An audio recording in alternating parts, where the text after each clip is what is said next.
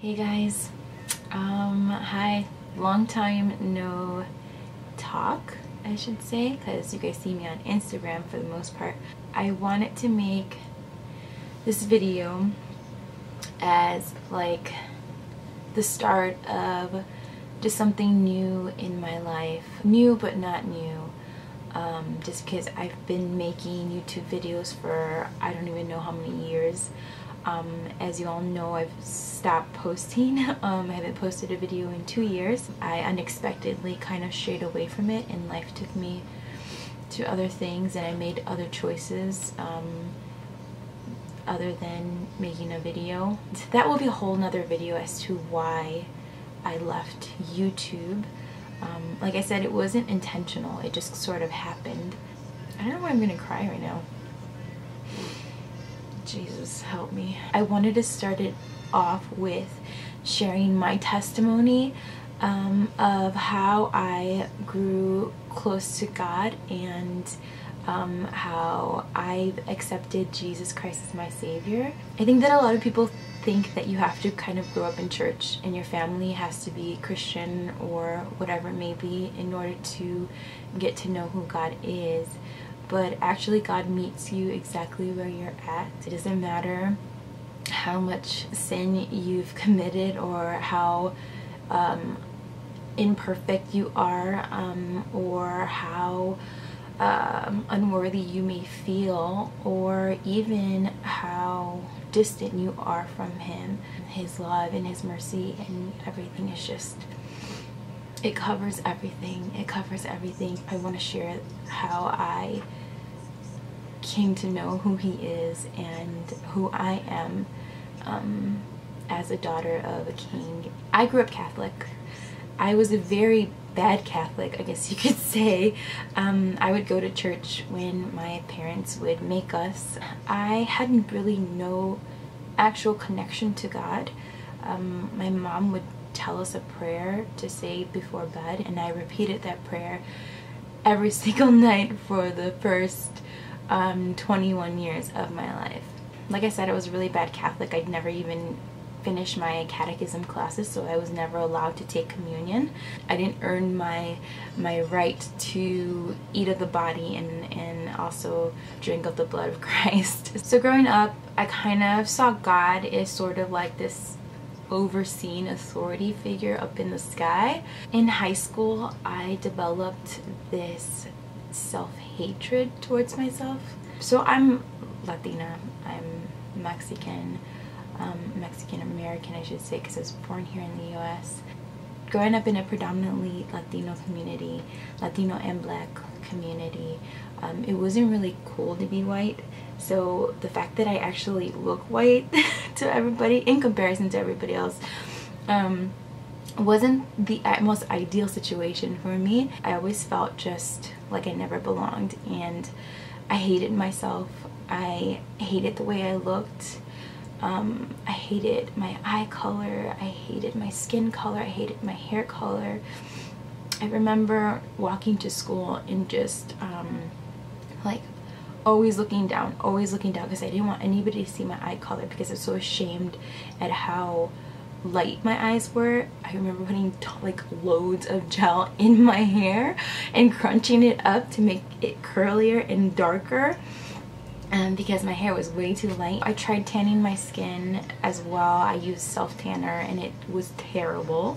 It was terrible. It was like orange and splotchy. It was terrible. And every time I would go into the girls' bathroom, there was like this huge mirror, and I always avoided that mirror.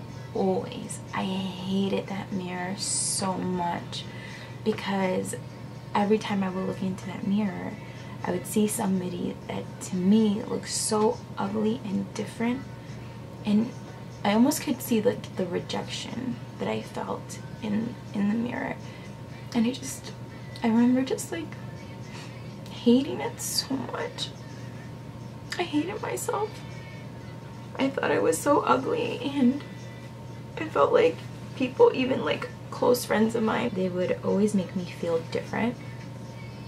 And I always had to prove myself. I always had to prove that I was Latina. And I started wondering, why did I have to go through all that? Why did I have to hate myself so much and go through that heaviness every day when I was younger? And a voice at the time I didn't know, recognize, or anything, but it said to me to make women feel beautiful, to let them know that it's okay to be different, and to just learn to love who they are and what their unique beauty is. Like I said before, I had recited this prayer every night before bed. But at age 20, I remember stopping in the middle of prayer at night in my bed, and I said, why am I praying this? Why am I asking this? My family has always been safe. My family has always been healthy, and nobody has passed away. We're all still very close. So I was just like, if I don't pray this, is it really gonna make a difference? So I don't really think I have to pray. So I stopped praying. But I went through a really bad breakup, and it was the first time I ever really felt very rejected by a man. At that point, I started drinking, because I hadn't drank really before the age of 20. But I was a few months from being 21, and I just started drinking heavily, and I was partying heavily. I was going to the club and to the bars like 3 times a week. We would just get blackout wasted. Like, that was the goal of every night, was to get completely wasted, to make out with guys, to get free drinks from guys. As I was going out to these bars, to these clubs, I was also driving. Didn't matter how much alcohol I was drinking that night. Didn't matter how long I had been drinking. Didn't matter how many shots I took. None of that mattered. And there were 2 times I got pulled over. The first time, I was driving. I drank so much. I drank so much gin. I was drinking gin that night. I remember, because it was the first time I ever drank gin. I got into my car and I blacked out. As soon as I started driving, I blacked out, and I found myself driving on Lakeshore Drive. And I was in my car, and I came to, and I realized, I'm like, why am I on Lakeshore Drive? I should have been going the opposite way. My car swerved and hit the curb. So the police lights came on behind me as well. And I pulled over. I put my car in park. The police officer came over to my window, and he leaned in. He looked at me, and it looked like he felt really bad for me. And he said to me, "Miss, are you okay?" And I said, "Yeah, I'm okay." He's like, "Did you have a fight with your boyfriend?" And I said, "Yes, I did. I did." Something told me to just start crying. I just started crying, and this man, he let me go. I don't know how I got home that night, but I did. I'll tell you, the second time, I was actually high, and I was drinking heavily. And once again, I stormed out of the house where I was, and my friend was trying to like stop me. He tried so hard to stop me, and I couldn't. I just kept fighting him and throwing things, and I punched him too. I think I punched him. So I got to my car. I started driving. I was like 5 minutes away from my house. I just find myself parked in front of my garage. My garage door's not open or anything, and these 2 police officers were right outside the passenger window, and I just saw like a bright light. They had their flashlight on me. I just remember him asking me something, but I don't know what it was, but I was just telling him, "Oh, I live right here. I live right here." They allowed me to park my car in my garage and let me just go home. And I woke up the next morning so hungover, and I thought that was a dream. And it wasn't until later on that I realized that it actually happened. So that's the second DUI I should have gotten. but I didn't. I never killed anybody. I never killed myself. I didn't hurt anybody. I didn't hurt myself. So many times I was drinking and driving, and at times I was even high and drunk. Yet somehow I always managed to get myself home. At first I thought I was very lucky, and I don't realize it until now that it was really by the grace of God that happened. At the time, not only was I drinking and driving and getting high, but I was also very promiscuous. I was looking for love in all the wrong places, for sure. I had daddy issues, I had rejection issues with my past breakup.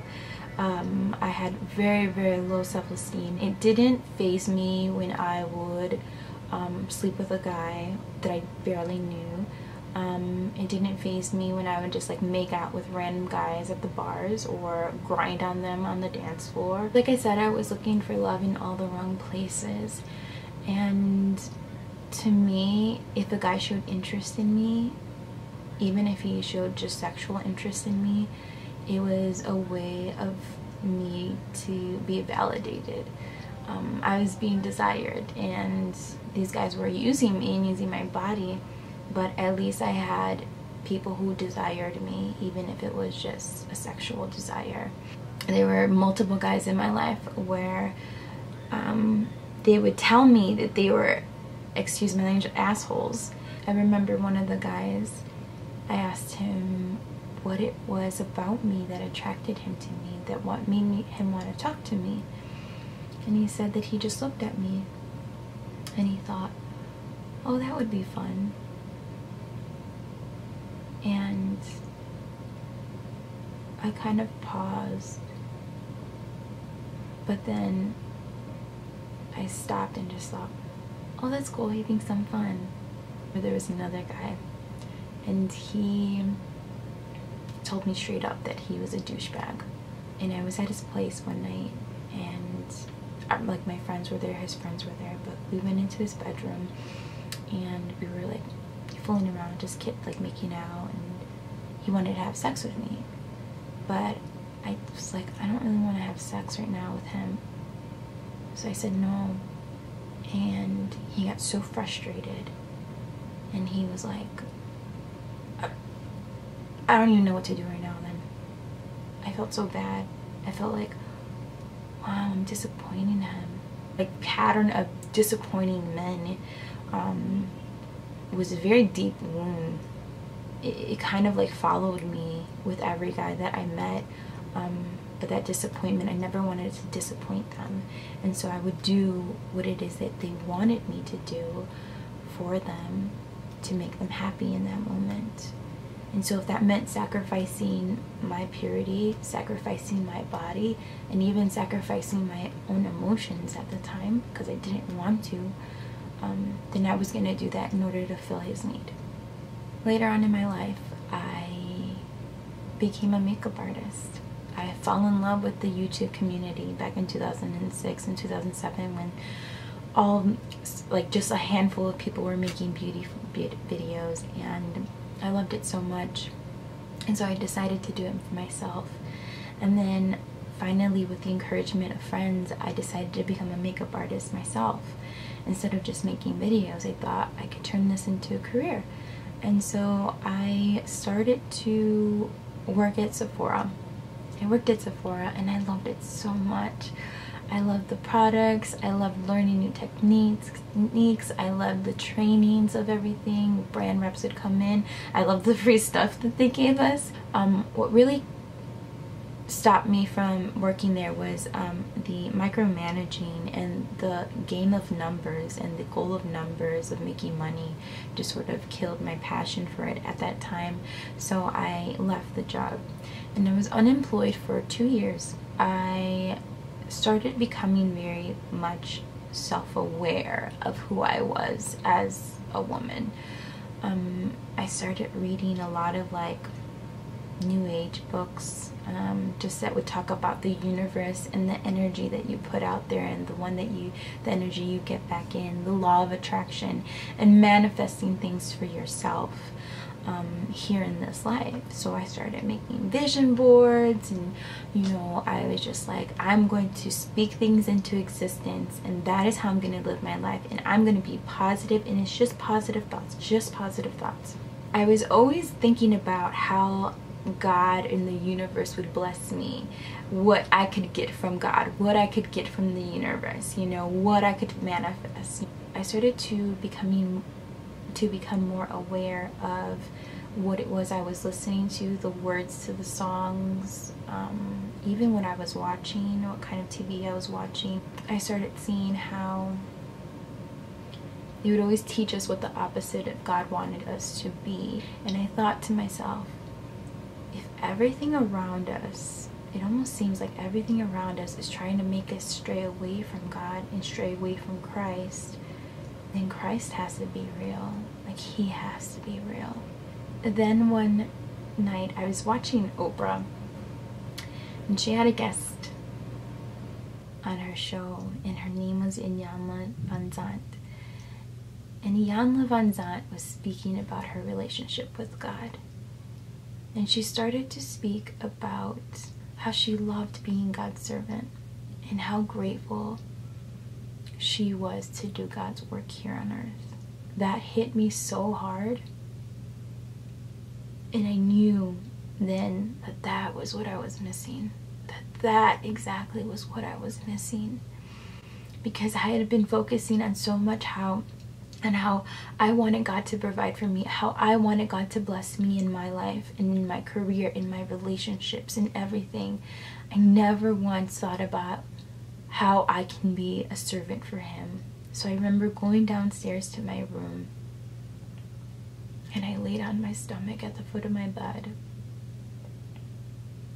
And for the first time ever, I started to pray and speak to God. I just started crying. And I said, God, forgive me.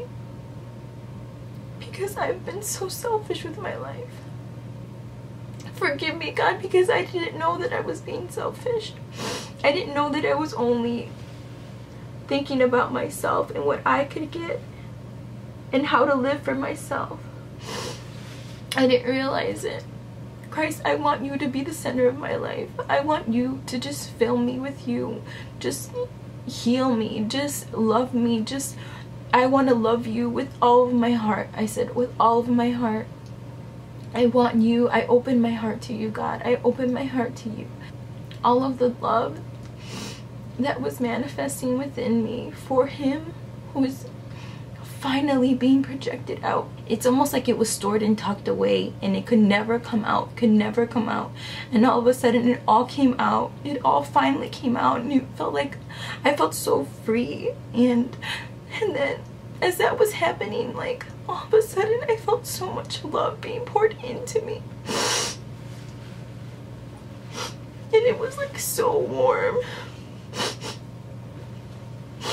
And it was so real. It felt so real. And I knew then that my relationship with God was going to be completely different. The way that I looked at God was completely different. It was no longer about how he could bless me and what he could do for me, but it was more, what can I do for you, and what can I do for people here in your name. At that time, like, my whole world shifted. I started to rethink my career as a makeup artist, and I asked God, like, Lord, if this isn't what you want me to do, then take me anywhere else. Take me somewhere else. Show me where else to go so that I can do your work here. He finally showed me that I can actually do charitable work by being a makeup artist, because I was offered opportunities to do makeup for cancer patients, to do free makeup for girls who were going to prom who couldn't afford to do their makeup. I was so against going to a church. I kind of was like, you know, my relationship with God is my relationship with God. I love him so much, and he loves me, and I know this very well. I don't need to go to a church. I also had never been to a church other than a Catholic church, so I didn't know what to expect. other than what a Catholic church offers. And my experience with that wasn't very great because I never felt connected to God or anything through that church. Actually, I felt more shameful of my sins and shameful to even go to God with them. And I was never taught how to have a relationship with Him. But God had put in me the desire to get baptized. But in order to be baptized, I knew I had to find a church. I went to my first Christian concert. I went to a Hillsong worship concert, and it was this huge church in a suburb outside of Chicago. And Christine Caine, who I didn't even know who she was, she preached for a little bit during the intermission, and I was like, wow, I need something like this. Like, I need something like this. But I didn't know where to find it. And I posted a picture on my Instagram, and I hashtag Hillsong Worship, and somebody reached out to me, somebody who followed me, and she said, Stephanie, she's like, you really need to come to this church with me. She tagged City Church Chicago, and she said, everyone's on fire for Jesus. I went to their Instagram profile, and one thing that really stood out to me was they actually baptize people in water. They're baptizing people in water. And I was like, God, I can get baptized. Since the first day at the church, I felt this like gravitational pull to not only go to service and listen to pastor preach the word, but to be rooted in the church. I wanted to be there. I wanted to be a part of the church. For the first time ever in my whole life, on September 28th, 2014, I got baptized for the first time since I was a child. I got baptized, and that was the happiest day of my life, because I could shout to the world that I love Jesus Christ and that He's my Savior and that He makes everything new. And I have to say that my walk with Jesus has not been easy. Life hasn't been easy. There have been so many things that have happened in the 3 years that I've been at the church, that have happened in my life that were very difficult to get through. But I would never trade it for anything in the world. Because walking with Christ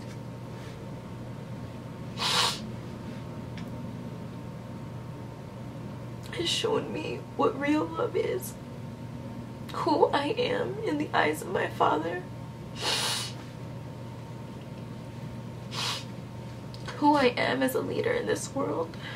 We're all so broken, and we're all so much in need of healing, and our lives are messy and emotions are messy. But with God, oh God, it makes everything so worth it. Being in a relationship with Him and knowing who He is and knowing who you are as a daughter, as a son. I have learned so many things, and I have grown so much in my spiritual walk, and I have grown to places of maturity I never thought I would ever get. And God is so faithful, and He has proven to be so faithful. And that's why I'm back making videos, because I know that it's a part of my purpose, and I had to stop rejecting it. And I'm really excited. I'm so excited. And I want to thank everybody who still shows me love and support. And you guys have seen me before I was saved, and now you're seeing me after. And I would hope that you would see what God can do, like how it can transform a person. Life breaks you down, but God builds you up into something you never thought you could ever be, or into something that people say you could never be. It's just an amazing thing, and I want to share that with everybody, along with my love for makeup. So thank you. I love you all. And excuse me for being like a little crybaby, but that's what Jesus does. Seriously, even if you're not a crier, he will make you sob like a baby. God bless you. If you have any questions or need any kind of prayer or advice, please let me know, and I will be more than happy. Really, I will be. Bye.